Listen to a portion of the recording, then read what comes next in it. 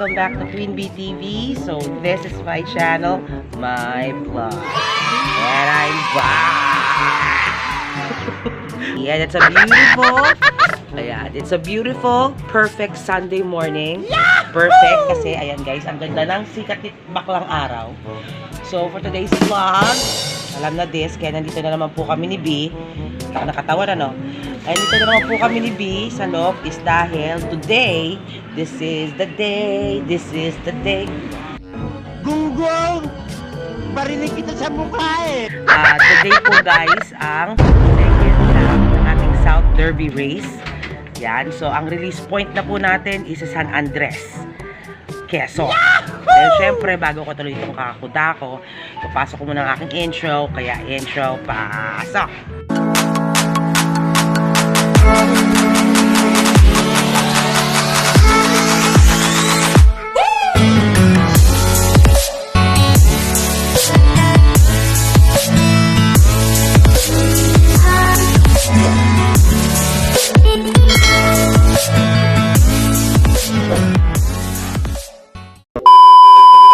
Back guys! So ayan, sabi ni JD, tumalon-talon daw ako. I'm back guys. So for today's vlog, yan. Second lap na po ng South Derby race. So 2 out of 7 na po tayo. Ayan. So for today's release point guys, San Andres, Quezon, 198 to 199 kilometers away. Yan. And nirelease na po sila ng 6:30. Ang time na natin guys, ayan, 8:16. So according sa ating forecast, 1.4 po na speed is 8:51. So, syempre, awa ng Diyos, kumpleto pa po ang ating South Warriors, yung 6 nating napiling South Warriors. Syempre, andyan po si Darken, andyan si Manny, andyan si Batek, andyan si Terminator Bulots, andyan si Kini, and syempre, andyan si PB. So, habang nag-abang tayo dito, tropa, mag-sharing is caring ako. Ayan yung mukha niya, no? Si Contra yan, eh. So, ang sharing is caring ko today, guys, marami pong nagtatanong at marami ako nakikita sa mga GC, na mga kalapatids natin out there, na ang sinasabi nila is nagkakasakit ang kanilang mga young bird, ang kanilang mga warriors. So, again, disclaimer, ang aking mga sinishare sa aking Facebook, YouTube is base sa experience ko, okay? At base rin sa mga natutunan ko sa mga lodi natin na na-loft visit ko. Okay? So, doon ako humuhugot ng knowledge. So, bakit nga ba nagkakasakit ang mga warriors, ang mga kalapate? Maraming factors yan, tropa. So, sisimulan natin sa pinakaumpisa. Okay? Isang dahilan kung bakit nagkakasakit yung mga kalapati natin is from the start, nang sila po ay nasa itlog pa, is malamang mahina silang nilalang. O yung inakay pa lang, kapag nasa itlog at hindi po siya lumabas, o hindi na nakayang lumabas, is mahina yung sisiw itself. Mahina talaga siyang kalapate. So, umpisa pa lang, sa breeding pa lang, kung sa pagkakabuo pa lang sa kanya, mahina na siya. So, ending, magiging masakitin yung kalapate nyo. Isang dahilan din is, of course, hindi nyo sila natututukan. Hindi nyo sila nabibigyan ng sapat na vitamins, pagkain. Ayan, isang dahilan din yan. Malaking factor din yan. Lumaki-laki na sila, syempre, ang sinasabi nilang isa pang factor is yung sinasabi nilang hangin. So, narinig ko yung info na yan kay Lucky Star Loft. So, isang dahilan daw ang hangin. And at the same time, yung mga migratory birds, yung makikita nyo mga maliliit na mga ibon na lumalapit sa mga loft ninyo. Okay? So, kung mapapansin nyo yung ibang mga fanshir, kanya-kanya silang diskarte pagdating sa paggagawa ng kanilang loft. So, may mga kalapatids na preferred nilang open, yung totally walang takip. May mga kalapatids naman na balot yung bandang gitna, bukas lang po yung taas at ibaba. Okay? Dahil ang dahilan daw dyan, tropa, is yung mga yung mga ibon na dumadapo sa mga loft ninyo, umiinom sa mga patubigan ninyo, is posibleng may sakit. So, doon nila nakukuha yun. Sa pang dahilan, syempre, ang pinaka-major para sa akin is ang linis. So, importante talaga na malinis ang loft ninyo. Okay? So, maglalaban na naman yung iba-ibang mga kalapatids dyan. Dahil may mga kalapatids na nagsasabi na wala naman daw namamatay sa linis. Ay, sa dumi. Ayan, sabi nila wala naman namamatay sa dumi. Kailangan sanayin yung mga kalapati sa madudumi. Ganyan, para yung sistema nila sanay sa, alam mo yun, madumi. Pero para sa akin, again, disclaimer, para sa akin ha. So, hindi ko sasabing dapat. Pero para sa akin, kailangan talaga tropa, malinis ang loft. Okay, malinis ang loft. Bakit kanyo? Kasi kapag ang loft ninyo, kagaya ng loft namin, ayan, kita nyo na maliit lang yung loft namin, sama-sama yung mga kalapati namin. So, ang mangyayari niyan, kapag yung isang kalapati may sakit, nag-poop, tapos siyempre sama-sama sila doon, hindi nyo alam na yung kalapati na yun is may dinadamdam, may sakit, natapakan nung kalapati na iba, yung poop niya, doon na nagsisimula kumalat yung sakit. Kaya napaka-importante, malinis ang loft. At ang nagpaniwala sa akin na kailangan malinis ang loft, syempre sa shoutout ko, Boss Pogi, shoutout sa iyo, Boss Reggie Cruz. Sa lahat ng loft visit ko namin, ayan, ang pinakamalinis na loft ay si Boss Reggie, si Mr. Consistent, Reggie Cruz. Shoutout din sa'yo. Si JJB kayang sakalam! Ayan, ayan. Si Boss Reggie talaga number 1 idol ko pagdating sa managing ng loft. Dahil napakalinis tropa ng loft niya. Dahil din syempre sa tulong ni JJB. So, napaka-importante ng malinis ang loft. Kaya kapag ang kalapati nyo guys, nakitaan nyo na ng sintomas ng kahit anong sakit, halimbawa, cold eye, baliling, kaya sinasuggest namin, ihiwalay para hindi nakakahawa. Kasi nagiging epidemya yan kapag wala rin kayong time. So, isang dahilan din yan, wala kayong time. Ayan, so bukod sa malinis dapat ang loft nyo, kailangan may time kayo sa mga kalapati nyo na mumonitor nyo yan.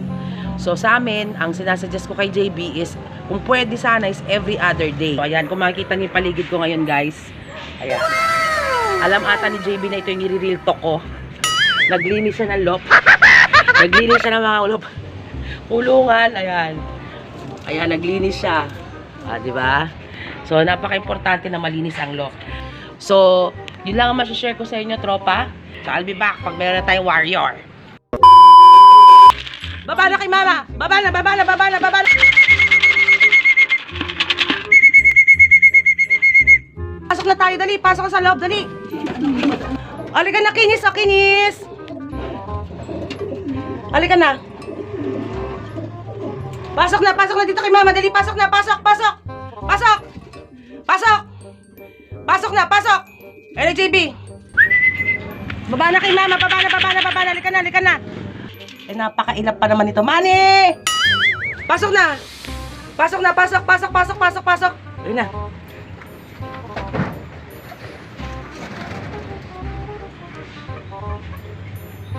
Buluts! Halika kay mama dali. Oh, Buluts! Halika lalayo. Buluts, halika na. Halika na kay mama, Buluts. Oh, pasok na. Pasok na dito sa loob. Pasok na. Pasok! Pasok! Pasok! Kay mama, dali. O, pasok na. Buluts, pasok na. Ayan na, JB. Ayan, pang-4 na bird, si PB. Ayaw na gumana ng Mabsi. Oh, no! Ayan, guys, I'm back. Time check, 10:03. Simula po nung dumating yung pangalawang bird namin, si Manny, hindi na po gumagana yung Mabsi. So, hanggang ngayon, guys, ang nangyari, na-delink yung registered cellphone number. At so ang gagawin nyo is i-relink nyo ulit. Pag nilink nyo ulit, blanco naman po yung club name, hindi siya mataypan. Tapos nag-text kami dun sa backup number, wala ring reply yung backup number. So simula po nung second bird namin si Manny hanggang kay tapos si Buluts, tapos si PB, ayan, hindi po siya ma-clock. So shout out Sir Manny Zamora, anong nangyayari? Nagkaka-issue nga ang Mabsi. Malaking epekto yun sa mga kalapate. Kami na-stress na kami.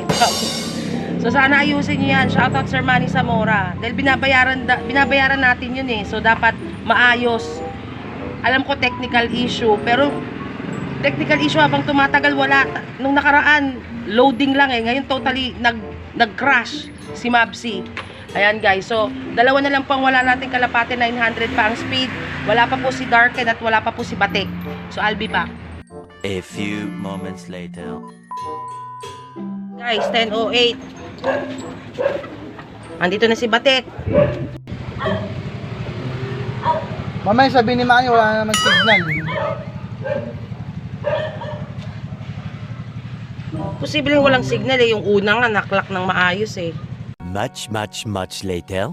Yan guys, 11:05. Andito na si Darken. Kompleto na tayo. Ito naman tayo kay Mopsy. Yan.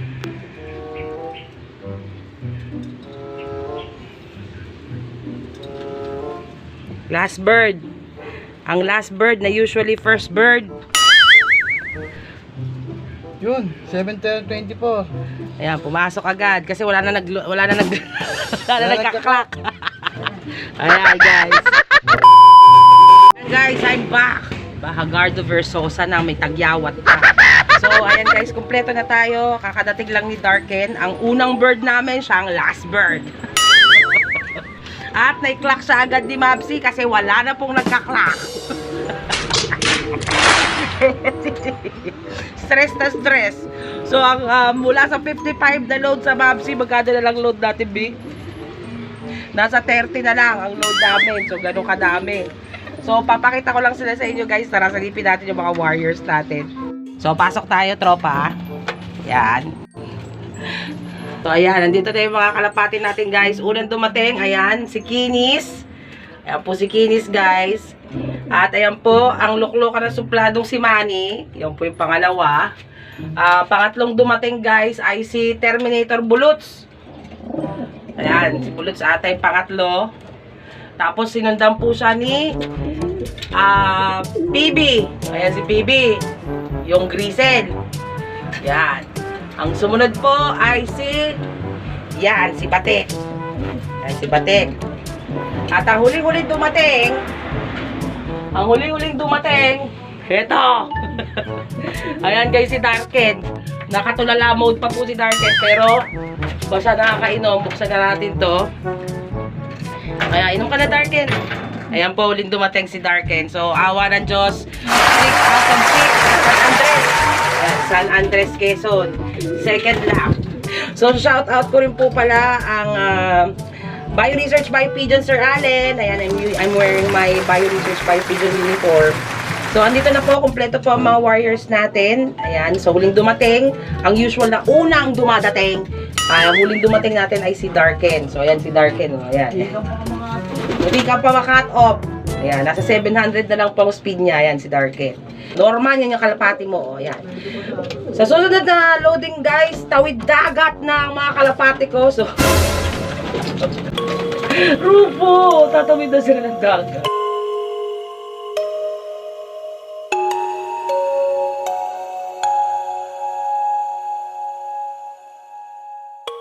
Ang third lap, guys, kung di man ako nagkakamali, sa San Pascual, Masbate, Burias Island, parang ganon. So, tawid dagat na yung anim na yan. So, sana umuwi pa sila.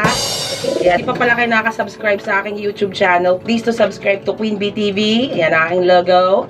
And of course, don't forget to hit the notification bell para lagi kayo updated sa aking mga uploads and premieres. Ayan. And if you enjoyed watching this video, please give this video a like, give it a thumbs up, and also have time to share it, tropa, para makita ni journey ng isang pan-share sa South Derby. O, diba? So, paano guys, hanggang dito na lang po ako. Kasama ko yung mga South at Summer Warriors ko. Ito lang ako guys. See you on my next vlog. Bye-bye!